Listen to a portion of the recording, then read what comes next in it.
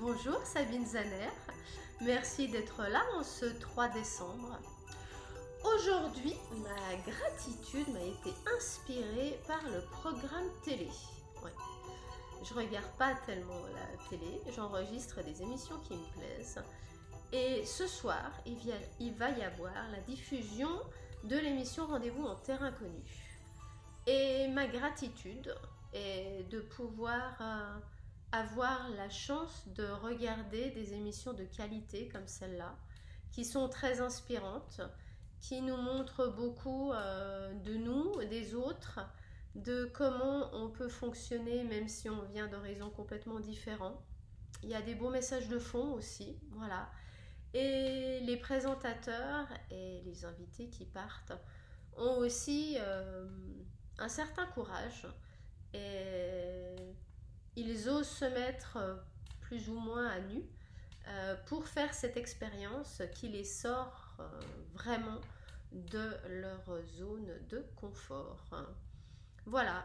Et j'ai aussi par la même occasion une gratitude pour tous les voyages que j'ai eu l'occasion de faire, les endroits qui m'ont fait grandir, des endroits qui ont été une contribution absolument incroyable à mon évolution ou à des prises de conscience.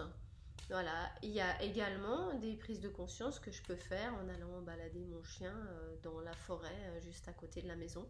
Il n'y a pas forcément besoin d'aller à l'autre bout du monde pour s'en rendre compte, mais le fait de sortir de chez soi permet une reconnexion à soi, à son corps, à ses besoins, et c'est assez intéressant à observer. Voilà.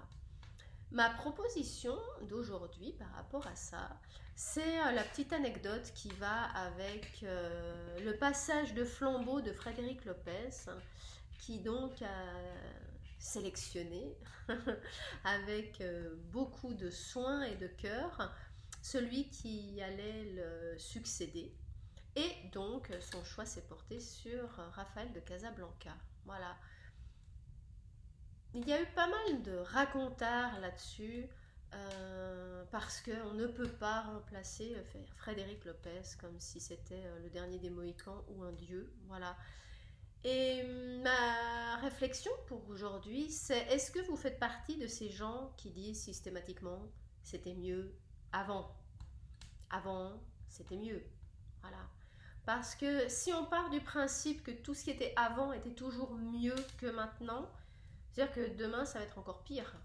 Et ça ne laisse aucune chance à la vie de vous mettre des choses sur le chemin qui soient agréables. Et quand bien même elle le ferait, et ben quand on est sur c'était mieux avant, on va pas du tout avoir la perception et l'accueil pour se dire waouh, mais en fait ça c'est un cadeau, ah puis ça c'est chouette, ah puis ça c'est joyeux.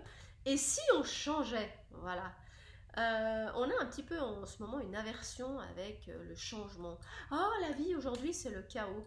Mais c'est génial le chaos. Le chaos c'est le changement. Ça veut dire que si on peut changer les choses, on peut les changer en mieux aussi. Voilà.